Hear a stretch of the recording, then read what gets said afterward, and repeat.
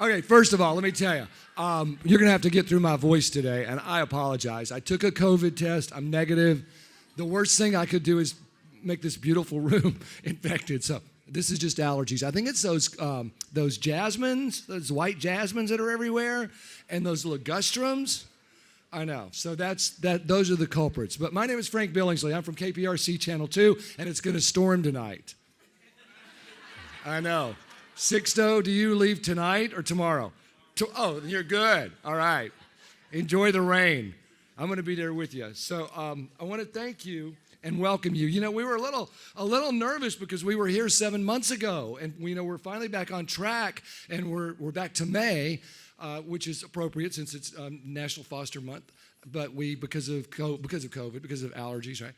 We had to sort of finesse a couple of fall luncheons, and we thought, well, will people come back just 7 months later? And here you are. Give yourselves a nice big hand. I know. We want to thank you all for supporting the Fulfilling Families Luncheon and Arms Wide Adoption Services, and it's Cinco de Mayo. So if you're foregoing Tex-Mex right now, you can have it later. Just might be a little soggy Tex-Mex, but you can still have it. I know, right? Oh, and it's Mother's Day this weekend. If you're a mother wannabe or expected mother or biological mother or adoptive mother or stepmother or a den mother or a room mother, or you just miss your mother, happy Mother's Day. So that early for this Sunday. Those of you who have been to this event in the past year or years know that my connection to Arms Wide is very deep because I'm adopted. I was adopted at 4 months. This will be my first Mother's Day without my mom. And so, but I hang on to that, don't cry because it's gone, smile because it happened, right? I had the best mom in the world. And my mom was the best mom in the world because I trusted her. And I started thinking about this today. This is sort of what this is all about, is trust. Especially when you're adopting from the foster care system, where you're adopting children who have lost a lot of trust. This country has lost a lot of trust. And so I think that we all look to our moms and dads as the best parents if we trusted them. It's hard to like people if you don't trust them. And I think every kid on the block trusted my mom because she was always the dear Abby that told them what they needed to do. I know, right? You probably have a mom like that, or you might be that mom.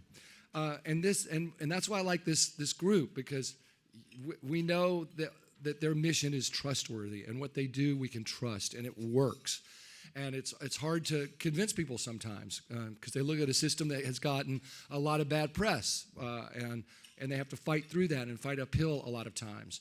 And the numbers grow slowly, but they grow. And the mission takes time, but it's a mission that's well worth it, and it happens. And so that's why I'm a part of this. On behalf of Arms Wide Adoption Services, I just talked to the year's wonderful luncheon co-chairs, Lindley or Arnoldy, right there, and I know Jenni Swyka, right there. So thank you for doing this for us today. And how about this number? So far, $128,000 has already been raised today. Already. I know. We're hoping for 150, just so you know. This is an incredible organization. I just want to take a few minutes to brag on them, especially if this might be your first time here. This is my 8th year here, by the way. I want you to understand the impact of that $128,000 and the gifts that you make and might make today. Arms Wide provides a full gamut of high quality, no fee, free service. I sound like Jim McAvale. Free. I love him. But this is important. It includes foster care and foster care adoption, but post-adoption support and guardianship support, because you can't just take a child out of the foster care system and everything's perfect because now he has a family or she has a family. There's a lot of after stuff that goes on. And there's a lot of trust building. They have to learn to trust you, and you have to learn to trust them. And that's part of what the mental health services and the ongoing support is all about. And again, that is free. All of this, no cost to families. Support beyond adoption is so important, because adoption is not the end point of the journey for the children or the families that Arms Wide serves. Children who've experienced trauma, abuse, their family members need special supports long term. Arms Wide is the only state contracted provider of no-fee post-adoption services in Houston and one of only 3 in the whole state. They're also the only state contracted provider of guardianship support services in the whole state, offering those services in Houston and South Texas that support relatives who have taken permanent guardianship of kids who would otherwise be in foster care. So sometimes children are farmed out to family members, and they need help, and they need support. Another really special thing about Arms Wide is that they have an intentional focus on recruiting families for children who typically are at the highest risk for lingering in foster care, which is a nice way of saying they don't get adopted. Sibling groups, children of color, older children, they can get left behind. Last year, 83% of their adoptive finalizations, Arms Wide's final 83%, were of these kids who are considered harder to place simply because of their age or the color of their skin or because they have brothers and sisters and they don't want to break up that family. So this year marks Arms Wide's 45th anniversary serving children and families in the Houston area. During those 45 years, Arms Wide has connected more than 2,250 children with forever families and maintained exceptional outcomes for kids. Historically, more than 95% of their adoptive placements reach legal finalization, and 99% of children served by the post-adoption program remain with their adoptive families. That's impressive.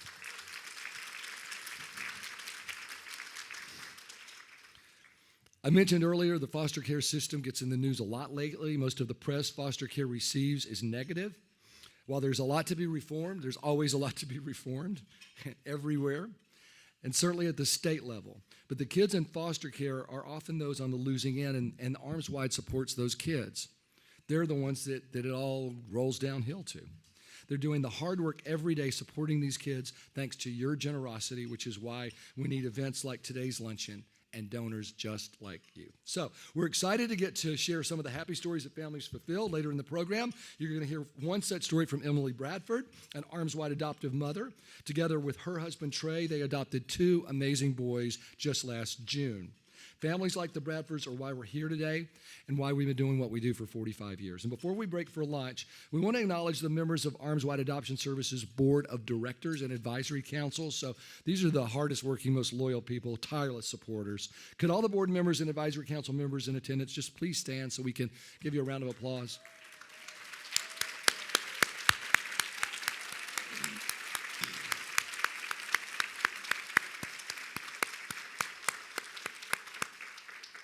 And again, Lindley, Arnoldy, and Jenni, Swyka, thank you so much for doing this today. You've worked hard to fill this room. We wondered if you could, and look, it's overflow. It's standing room only. Those people are standing in the back.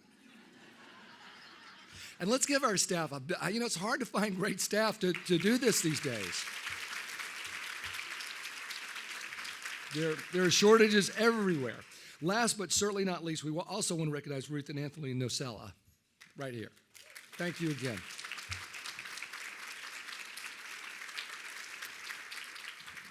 If you're wondering why, they underwrite this entire luncheon. Every morsel you're going to put in your mouth, they paid for it. So that's a big deal for us. So thank you so much. So it's going to be a fantastic program. I'm so excited to hear from our guest speaker today, Sixto Cancel. I want his name. I could be the most famous weather in the whole world. And now the weather with Sixto Cancel. Should you cancel your plans? Here's Sixto. He is so delightful. I had the pleasure of meeting. He loves Houston because a lot of times this is people's first trip. So he understands that today is actually our coolest day we've had all year. He grew up in and aged out of foster care. He aged out. So he has a lot to say. He's the founder and CEO of Think of Us, an action tank based in Washington, D.C. It's driving systematic change in child welfare. He's incredibly impressive. If you read his bio, you'll know that that's an understatement. Talk about charisma. I'm going to introduce him in a bit, but we're just grateful he's here. I'm glad that your plane leaves tomorrow because you would be stuck here on the Bush Intercontinental all night long probably. So let's eat, drink tea, and be merry. And we'll hear from Sixto and Emily in just about 15 minutes. Thank you.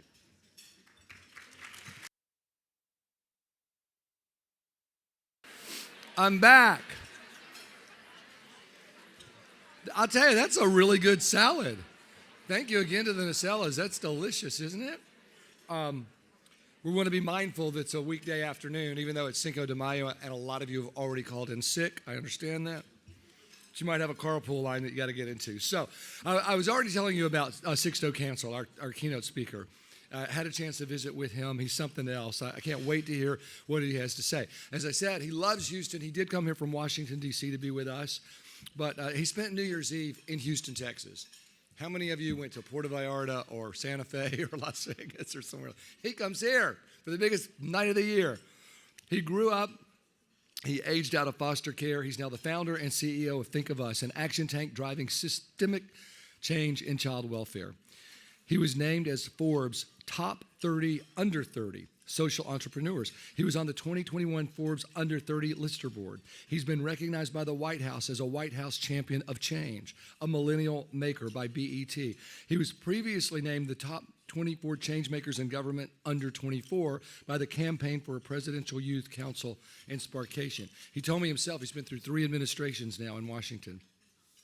He served as a young fellow at Jim Casey Youth Opportunities Initiative since 2010, where he played a key role in the initiative's work of extending foster care permanency for older youth. He's a Clinton Global Initiative University alum, a board member of Adventure, an interactive smart video tech company, and most recently on the advisory board for Box Inc. Sixto and the team at Think of Us are working to ensure that every person has the conditions they need to heal, develop, and thrive. And now, like me, you feel like a complete underachiever. So please help me welcome today's keynote speaker, Sixto Cancel, to the podium.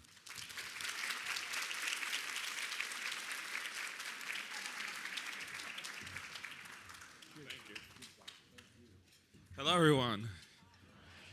Magic trick number 1, there's a laptop. Thank you so much for having me. And I'm going to get set up real quick.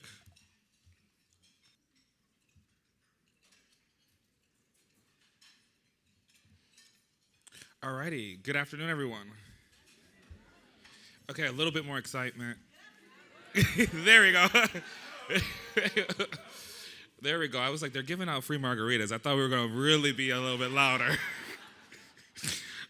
Good afternoon. I'm so honored and so pleased to be here. I love Texas. As I was just sharing with folks, it is one of the favorite cities to visit. And it all started when I came here my first time, and I went to a restaurant called Grace. And for an appetizer, instead of a salad, I got gumbo. And I was like, yup, this is the place to be.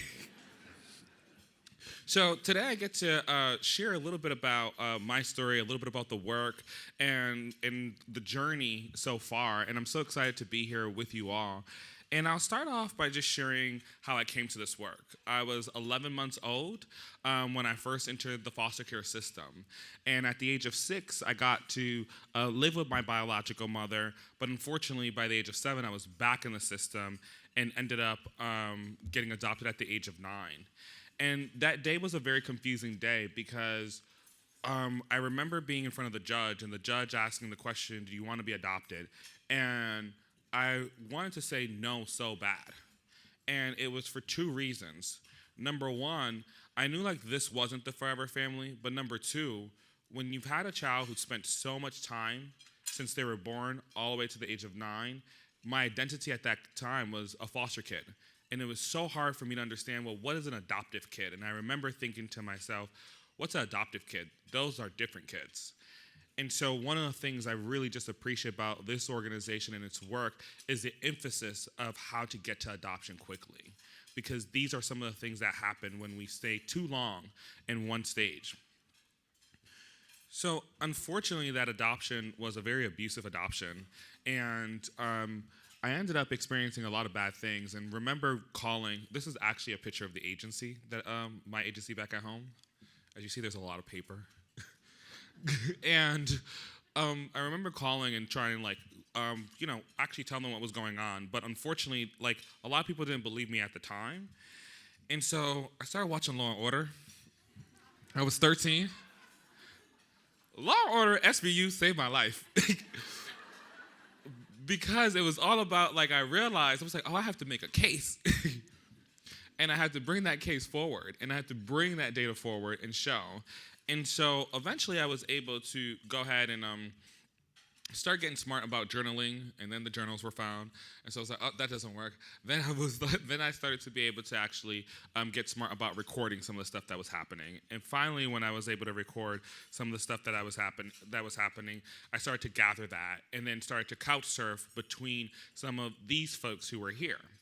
And this was the dance and acting group I was part of, and it was in conversation with their parents and the adults that were part of that I finally helped me get back into the system. And when we finally went back to the house, while I was couch surfing to figure out when the worker comes with you and you have to go have that conversation, there was no one there. So like my adopted mother had just left, and so that's how I finally came back into the system.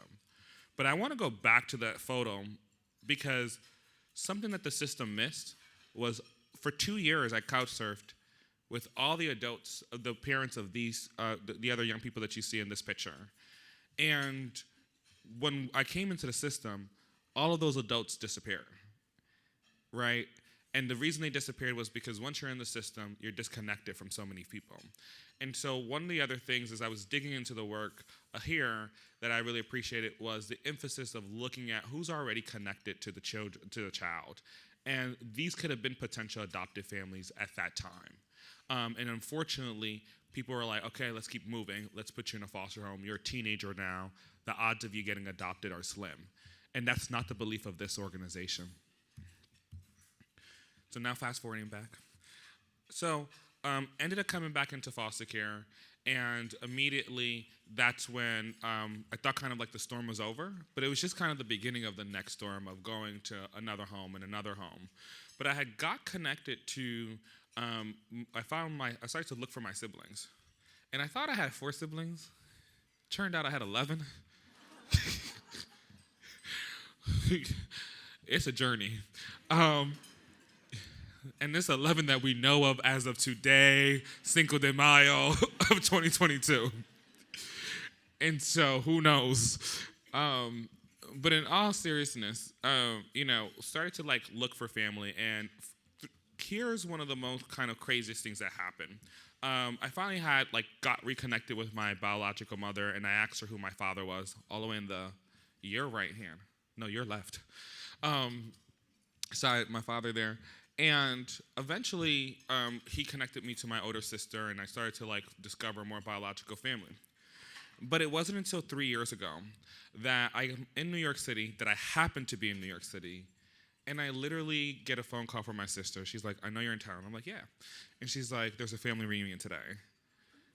Now, you kind of had that kind of reaction, so you just gonna tell me now? But I was nice because I still wanted to know the information.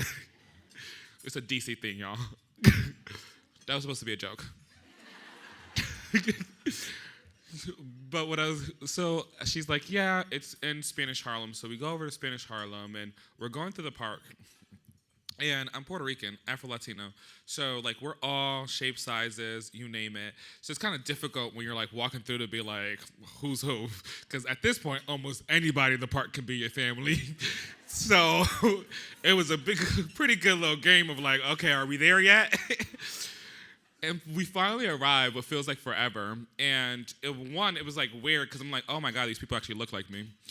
So that was a weird feeling. But 2, people were very accepting, and it was a moment. And it was a very Hispanic thing to do. Our culture is no one said I was coming, so I just showed up.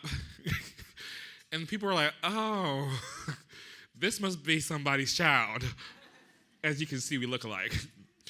And so it was it was a good evening, and it was very interesting, full of surprises for everyone. But I think the biggest surprise is the one where I became numb in that middle of that experience, because as we were there, all the way in the picture to your left, yeah, okay. No, my left. We were there, and one of the things I noticed was the Mexican siblings sat running around, and I was like, oh, who are these children? And everybody's like, oh, they're our little cousins, they're our little cousins, they're our little cousins.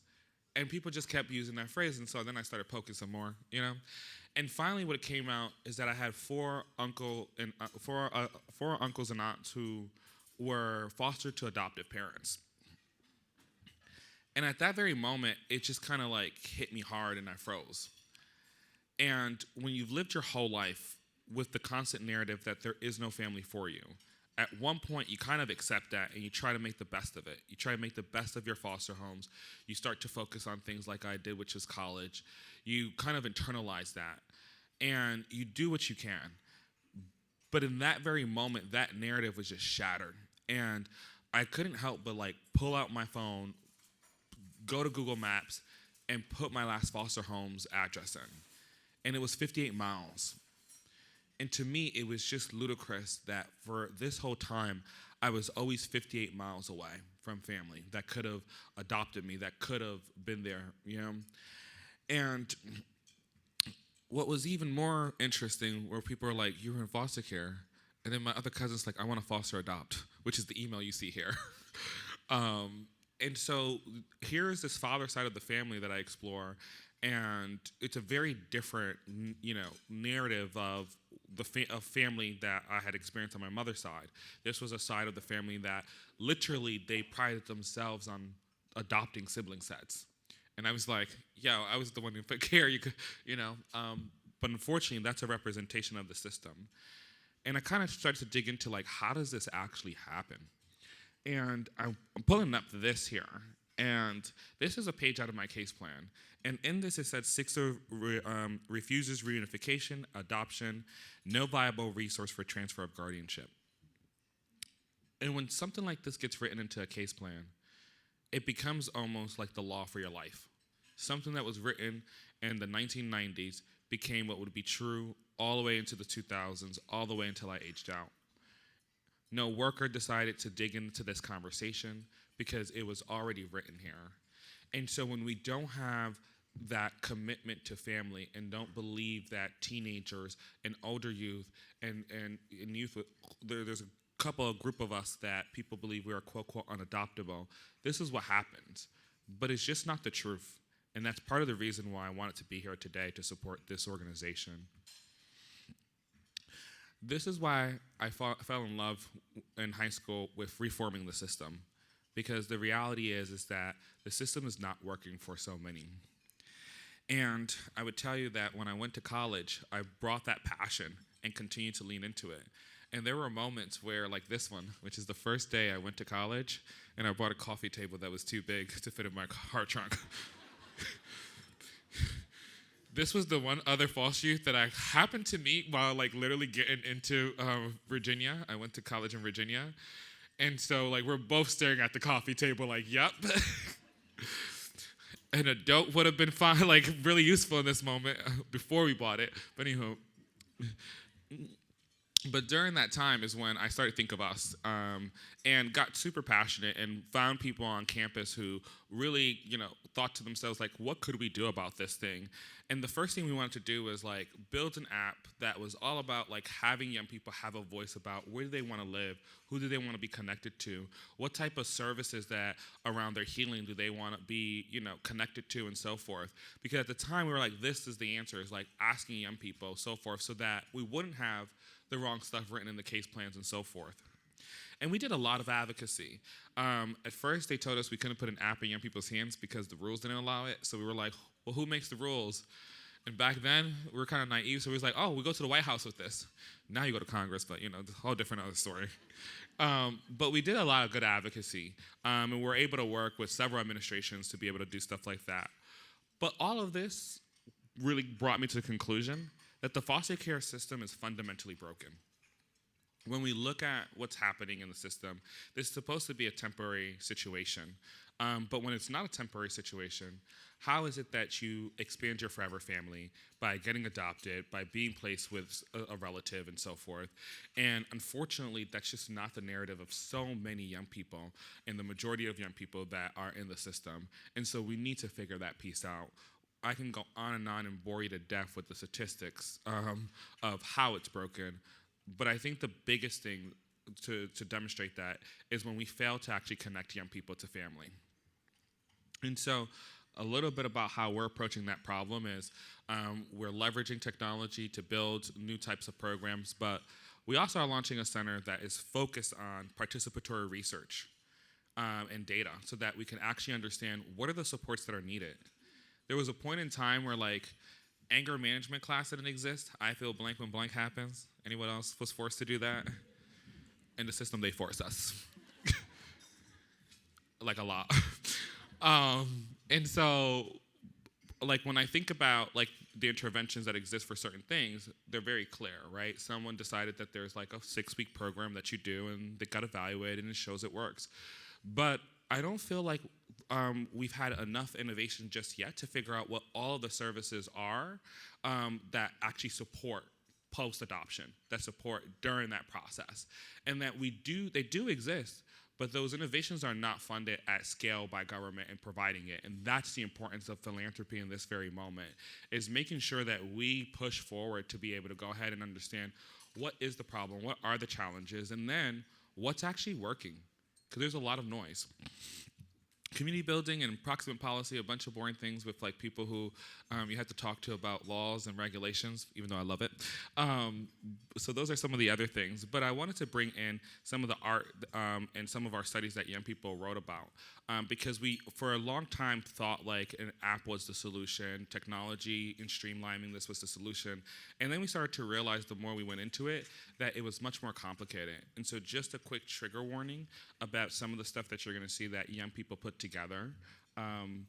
Here was one young person's art when we asked them if there was an art museum describing the experience of you at this point. You've aged out, you weren't adopted, weren't connected back to a family. What does that feel? What would be the art piece that you would put in that museum?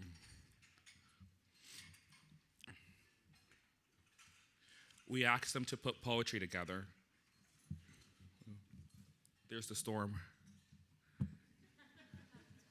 That table got it. The world. I feel like I only laughed to make him feel better. No, I'm joking. But here is a piece of poetry. We asked young people, who aged out, who didn't find family, who weren't adopted, what poem would you write? And this young person wrote normal. What is normal? Is it a feeling, perhaps an emotion? Whatever it is, I will never know. Is it a prescription? What aisle is is it at the grocery store? Is it something I can even afford? Wherever could I find it? What does it smell like? Can you touch it? Perhaps it tastes good. But how would I know if I found it? What is normal? This young person submitted this art piece to the hypothetical museum. I think of what I drew as a piece that symbolizes us, the kids in foster care, feeling trapped. I do not want to fail in my life, and I feel trapped in the fear of getting old. I also think it shows how the adults are turned on one another, but there are these kids inside of them trying to get out. You see almost a prisoner-like setting because being in the system can feel like a prison or a life sentence.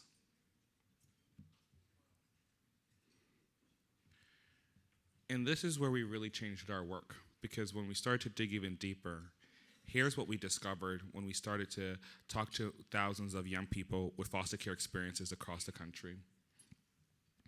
All I ever wanted was for a family, but I was told I was too old, so I was kept in a group home until I aged out. I wasn't given the necessary things or resources to survive once I got out, and I got kicked out of my program for not being productive because I lost the will to live, because I didn't know what to do with my life now that it was my own.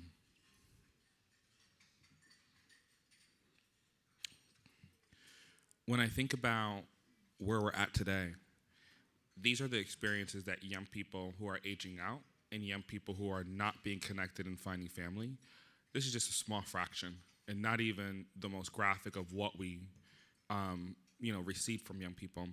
And when we think about the placement of young people today, 33% of them are placed with someone they know or kin. And of that, only 20% of those families are actually getting the adequate financial supports and other types of supports that are needed. And right now, we're living in a very interesting time where at the federal ecosystem level, there's a lot of excitement about pushing towards adoption of kin and so forth. $100 million in the president's budget 3 weeks ago was released Congress has to pass that, which is another story, so don't get too excited what I'm about to say. But $100 million was added to help around kinship care and adoption, right? Adoption specifically for kin. There's all these nuances and stars, so pretend I said them all. And so like there's excitement, but the reality is that we actually need folks to actually say, well, what are the right investments? And learning from the local community is the best. Because sometimes when we sit in offices that are so removed from the work and so removed from where magic actually happens, which is the connection of family, we don't know what those things are. And so those supports need to be created and invented. During our time, what we've also learned is that there's this myth that young people don't have just anyone. But when we started to actually ask young people to do these type of workshops where they would map out these, the adults in their life. If we asked them who are your supporters, they would say no one. But if you start saying who are the adults in your life, we started to find that young people did have adults and that they would possibly consider adoption from some of these adults. Some of them being kin, some of them not being kin, some of them being a teacher, a coach, someone that they met. So just wanted, there we go. So just wanted to show you some of these. We asked young people right here to show us, like, if you felt close to someone, put a green next to them. And then if you felt you can ask that person for help, put yellow next to them. And one of the things that we learned as we continue to do this, the longer that a young person, this was a participatory research study of 209 young people in 5 jurisdictions that went through this. And one of the things that we learned was the longer you were in care, the more that you were assigned to the paid professional for help. So you put your yellow sticker around paid folks because eventually they became the people that you were doing your first resume with, your first job with, and so forth. And so those paid people were now having those bonding moments, but there was always a contractual agreement that would end that date where you were supposed to be connected to.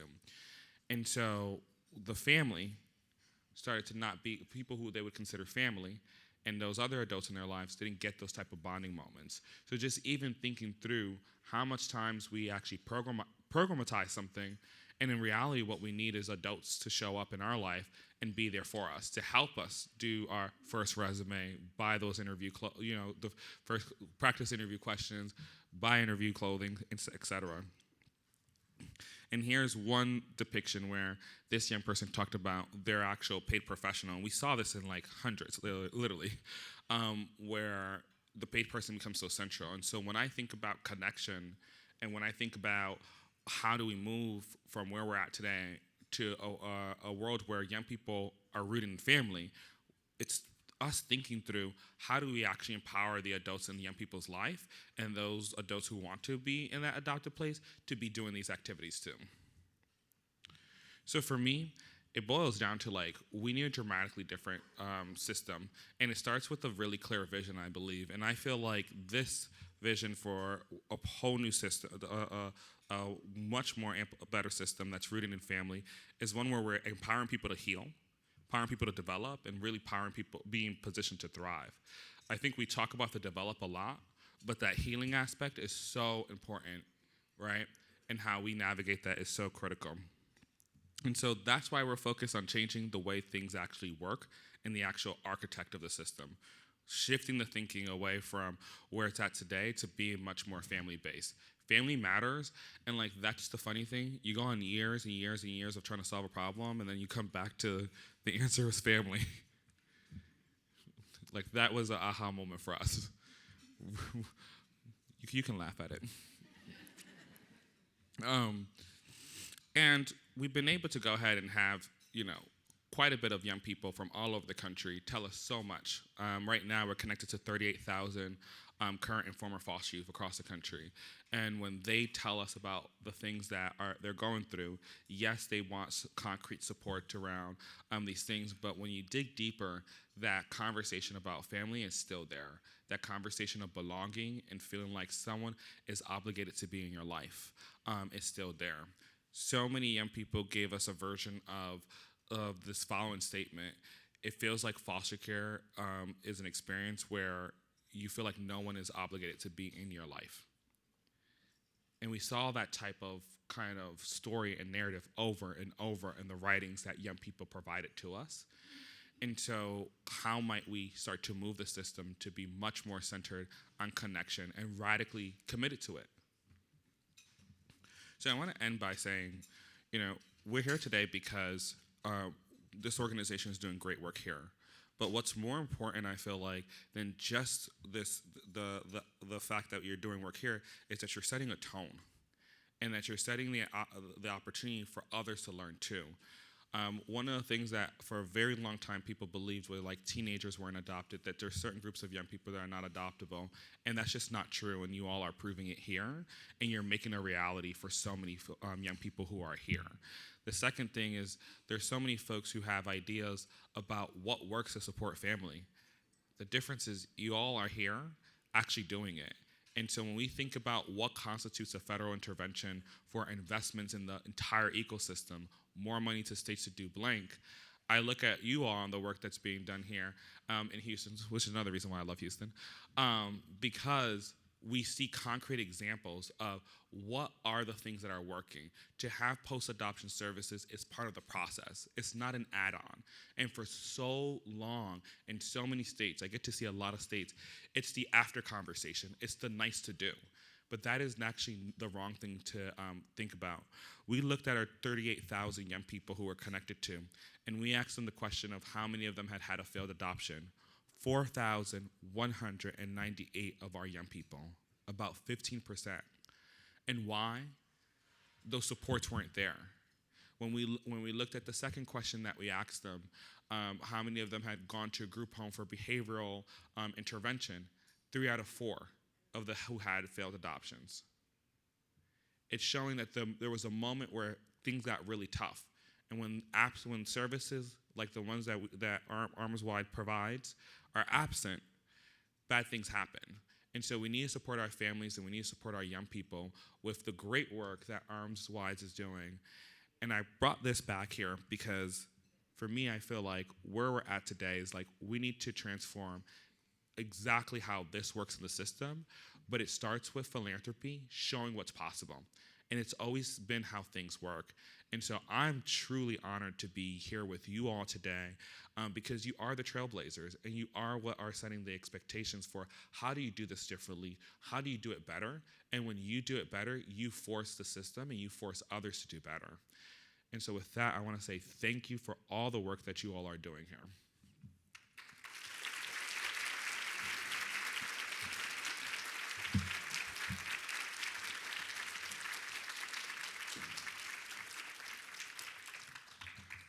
Alrighty, now I get the pleasure to do something fun.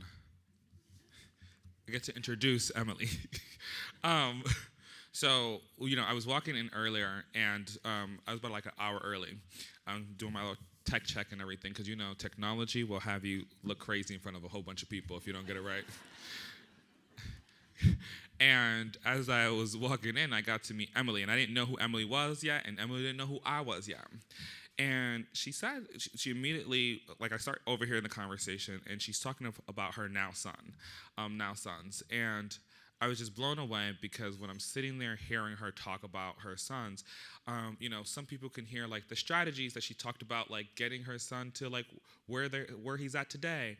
But what resonated with me was not just a sense of energy of the pride that she has, but that you can really see the word that we're all scared of saying in the system, which is love. And when I think about this work, it's so rooted in the ability to love and the ability to just even go beyond parenting and saying I'm here to parent, I'm here to love, but also I'm here to help on the healing journey.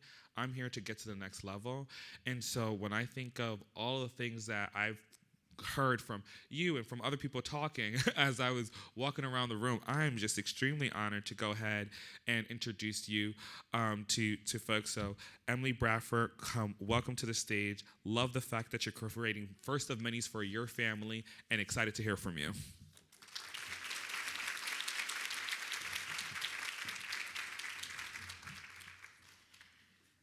Wow, there are a lot of people here. And that's so great. Thank you, Sixto. It was really, really nice to meet you so far and hear your story. So I really want to start by thanking Arms Wide, everyone that works at Arms Wide, those of you that support Arms Wide for giving me the opportunity to become a mom, and then the opportunity to get to share that journey with you guys today. Together with my husband, Trey, who's right over there, we adopted our sons, Aiden, who is 8, and Ladarian, who is 9, last year. Before I kind of go into our story, I do want to say that while Trey and I are a part of this story, it is a story that belongs to them. And so when we were offered the opportunity to speak here today, Trey and I both sat the boys down and had a long conversation about what it meant, and had a conversation about what information they would be okay with us sharing. And so going into this, the stuff that I'm sharing today, I'm sharing with their permission, and I think it's important to mention that they have control over that.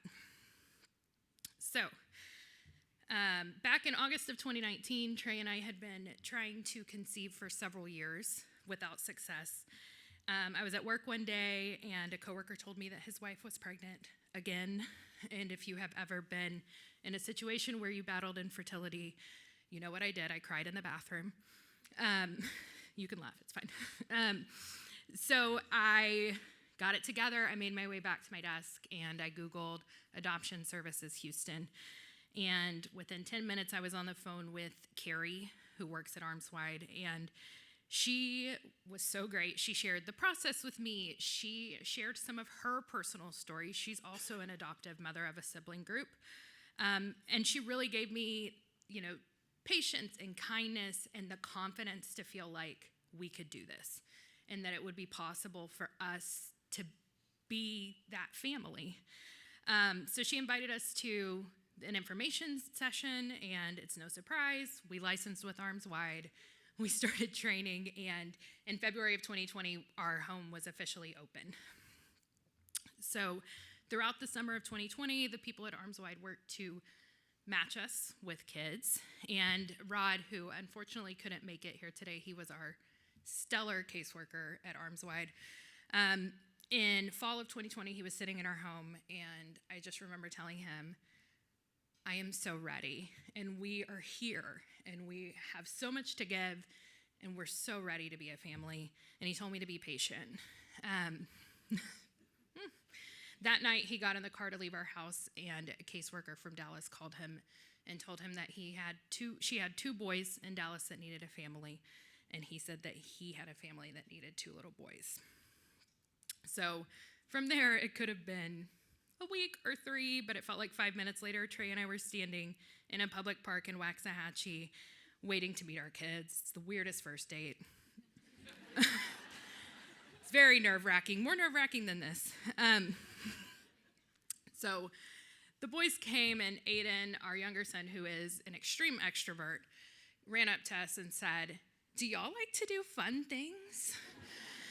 And before I could say sure, he had tagged Trey, and they were off in the park playing tag. My older son, Ladarian, was hiding behind his caseworker, and eventually I got him to sit next to me on a bench, and through tears, he told me, "I'm scared." And holding back my own tears, I said, "Me too." And from there, we were family. Over the next month, we spent weekends going back and forth to Dallas and quickly fell into a bonding relationship with our boys. The boys had been in a group home for almost 2 years, and we quickly realized that they were going to have to relearn or learn how to be in a family. I remember one Sunday I was taking the boys back, and the group mother of the home, I asked her, how did she ever get Ladarian to smile for pictures? And she told me that in the entire time she had him, she had never had a picture of him smiling. And that, in fact, he did not smile much at all. Our hearts broke, but we knew inside of that non-smiling boy, there was a very smiley boy. Give me a minute. So in December of 2020, our boys moved home, and I remember showing them their rooms. I was going through the dresser with our son Aiden, showing him, these are your underwear and socks. And he said, "Wait, this is all mine?" And I said, yes. And he ran over to the closet and he threw the doors open and he said, and this is all mine? And I said, yes, it's all yours. And before I could turn around, he had run into his brother's room to see if he too had new clothes in his closet, which he did.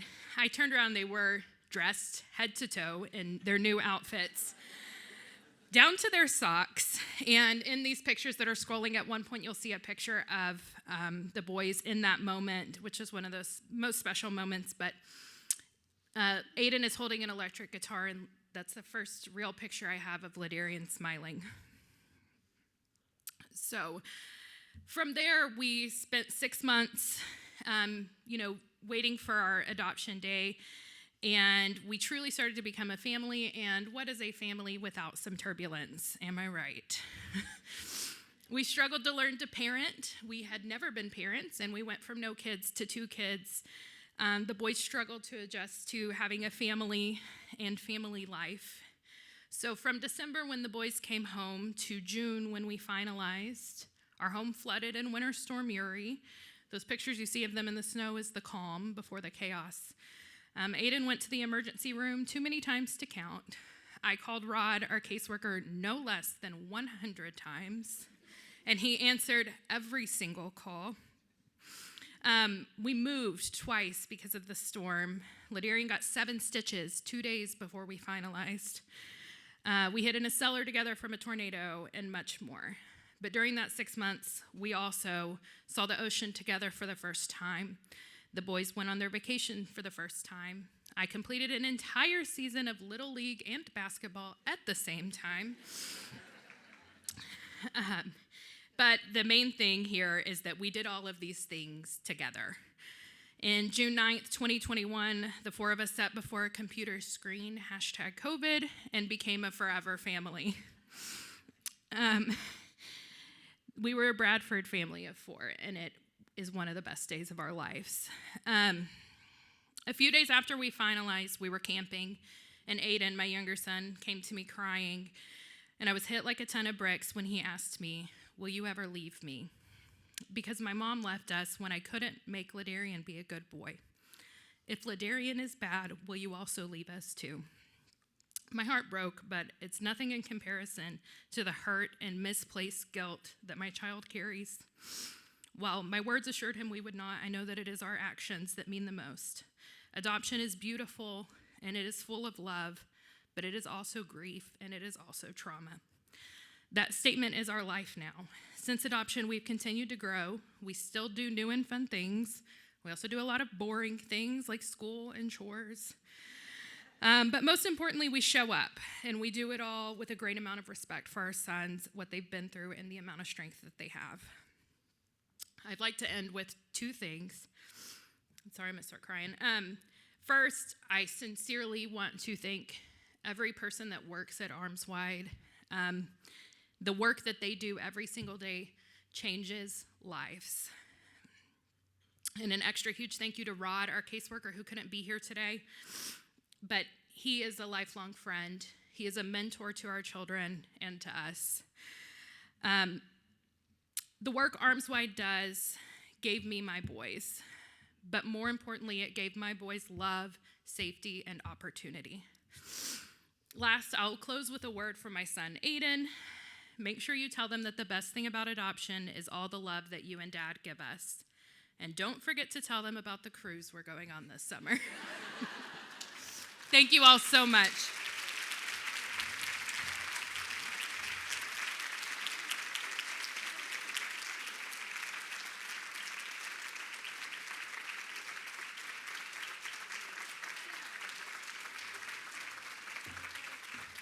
I think we got to stand up for Emily and Trey. One more time.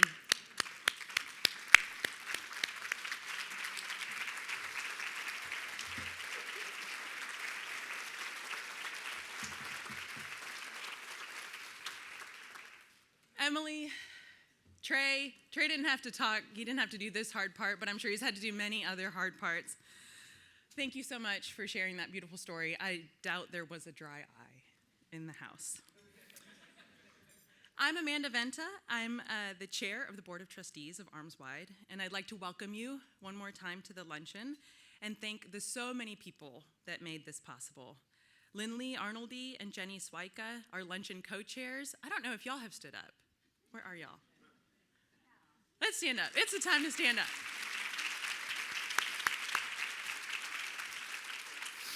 Sixto, who we heard from, you already got to stand up. Annie Richardson has been standing the whole time. She's our Director of Development.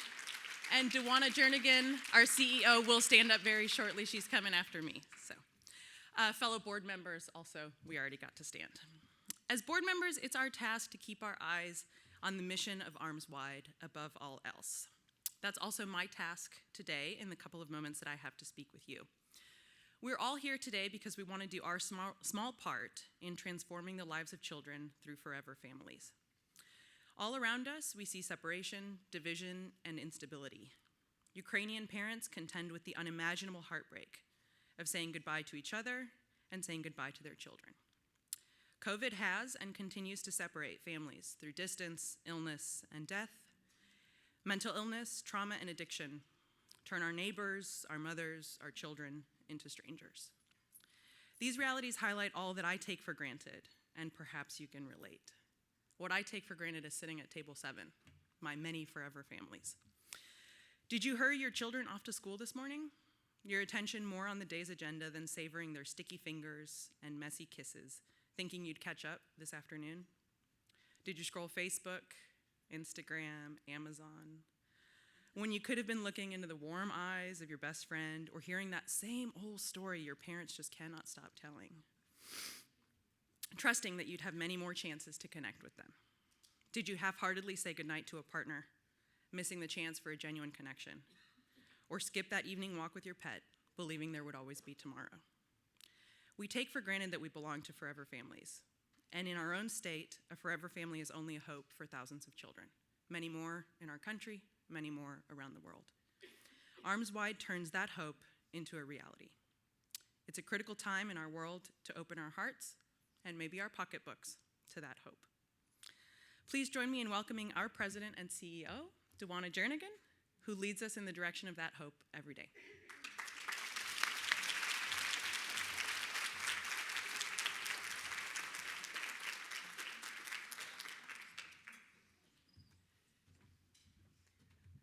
Good afternoon. Is it afternoon yet? Yes. Hi, my name's Dewana. Thank you, Amanda, for that introduction. I'm Dewana Jernigan, and I am the president and CEO of Arms Wide Adoption Services. As Frank mentioned, we are proud to be celebrating this year 45 years of serving children and families in the greater Houston and South Texas areas. And we are especially grateful for your generous support of our mission to transform the lives of children in need of safe and nurturing, stable families. As you just heard from Emily, thank you so much, Emily, for sharing your journey and for sharing that story. There is a transformative power of being a loving, stable environment to be placed in by a child, especially after a child has experienced trauma. While Aiden and Ladarian now have that stability, many other children don't. You may be aware that Texas currently has an extreme foster home shortage, where hundreds of children are sleeping in state offices and hotels because of the lack of foster families in the area. Older children, sibling groups, and children of color are disproportionately impacted by that shortage. We know that children belong with families. They don't belong in offices. They don't belong in hotels. And so that's why here at Arms Wide, we're doing everything we can to address this foster home shortage. And thanks to supporters like you and our dedicated case managers, this past year, we were able to double the number of children we serve in foster care. We've also been able to increase our post-adoption case management hours by 33%, which gives children and their adoptive families the therapy, the support, and the resources they need to heal from the past trauma and to thrive. You heard the beautiful and moving testimony from Emily Bradford earlier. But I also want to highlight a couple of families that have given love, stability, and security to children in foster care through adoption this past year. Earlier this year, teenagers Evan and Jacob were adopted by a single father, Dwayne. Yeah, you can clap. That's a great thing. Absolutely, absolutely. Because of a shortage of foster homes, both Evan and Jacob had been living in a group home, which is really no substitute for a family environment. When the boys first met Dwayne, they were both very guarded, and they were guarded because they had been let down so many times in their lives before. But once they realized that Dwayne was not going to give up on them, that he was going to be there for them, and that this was a forever family for them, they slowly began to let their guards down. Now, these guys enjoy sports together. They enjoy going to escape rooms, video games, and watching wrestling together as a family. The statistics for teens in foster care aren't very good. 25% of teens who age out of foster care experience homelessness or incarceration, and less than 4% of these kids, less than 4%, end up going to college. Because Dwayne stepped up to be the father of these two teens, Evan and Jacob have a much better outlook on life and hope for the future. The second story I like to share is one that I hope I'm able to get through with a dry eye. But the story is about a 16-year-old girl named Kenya. Kenya was in foster care 2,161 days. Do the math on that. 6 years.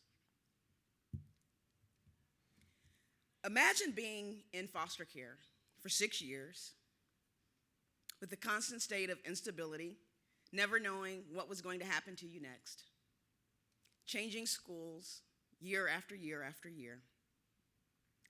That was Kenya's life. Well, through the diligent work of one of our Wendy's Wonderful Kids program recruiters, we were able to help connect Kenya with her aunt, Lakitha. Lakitha eventually adopted her this January, and soon after her adoption day, Kenya celebrated her 16th birthday with a Sweet 16 party.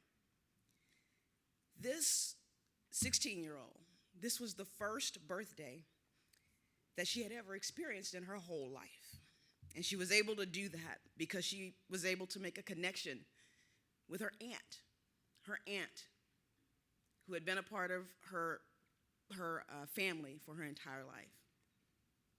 It's kinship placements like these that are often the best solution for a child because it allows them to maintain a connection with their family of origin, with their culture, their traditions, and with their community. In the greater Houston area and nationwide, Black children are disproportionately represented in the foster care system. They're 2.5 times more likely to be reported as victims of abuse or neglect, and almost 3 times more likely to be investigated and removed from their families of origin. In May of 2021, thanks to the gracious financial support of Houston Methodist, we launched a unique initiative called It Takes a Village. And this initiative was launched to disrupt the disproportionate representation of Black children in foster care. This initiative focuses on family preservation and kinship support, recruiting foster and adoptive families to care for Black children, and community and outreach and engagement to create a village of support for these families who are caring for these children.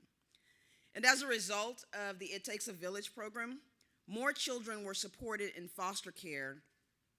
The more children we supported in foster care are being matched with permanent, culturally supportive families, meaning fewer Black youth are lingering in the foster care system and hopefully being kept from ever entering the system. The work that we do is fueled by donations we receive from people like you. Your generous support enables us to achieve our mission and make transformative change in the lives of children and families.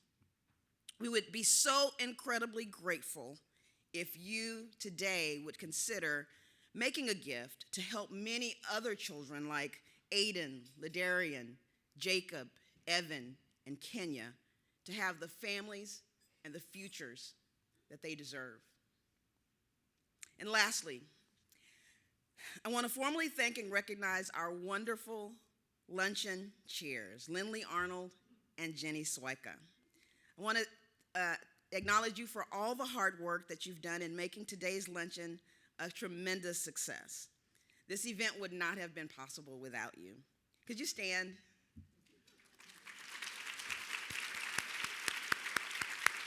We have a small token of appreciation for you for all you do and all that you've done to support Arms Wide. We hope these flowers brighten your day as much as you've brightened the worlds of the kids and the families that we serve in our organization. Now I'm going to turn you back over to Frank, and he will conclude today's program. And I just want to say again, thank you all for being here as we celebrate May as National Foster Care Month and our 45-year history of fulfilling families and children's lives in foster care. Thank you.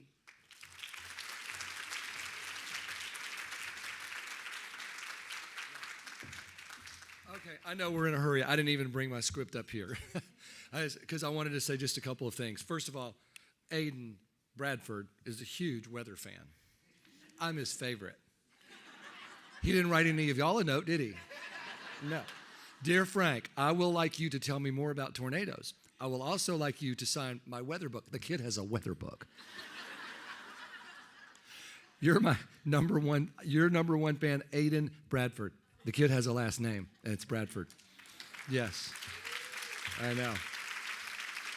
I just love that. People say, I've been watching you my whole life. I'm like, how old are you? I'm 35. I'm like, well, crap. I know, right? Anyway, this is the best luncheon I've been to, including when I was the keynote speaker, okay? This was Sixto. Thank you so much for all of your leadership and what you did. And, of course, we're all crying still, Emily. That was so touching and so lovely. Thank you all for being here. Now, 128,000. We'd love to get to 150. Last year's luncheon, 7 months ago, we did get $30,000 at that luncheon. You can scan this QR code. If you can go and order a margarita at a Mexican restaurant with a QR code, you know how they work, okay? So we all know how they work. It'll take your phone right to where you can put your credit card in. Don't forget to put your zip code because some people forget their zip code, and then we have to track you down. Also, there are these nice envelopes, and you can make donations. And last but not least, those flowers. It's Mother's Day. Even if you're buying them for yourself, they're only $40. So if you don't have 2 20s, borrow 2 20s. We need all those flowers to go out. That'll be a little help there from HEB. Thank you for having me again. And really, tonight's going to be a little rough and tumble. So watch your favorite weatherman and stay safe. And if you do have somewhere to go, make sure that you watch the roads. It's going to be a little wet out there. All right, thank you all. Have a great afternoon.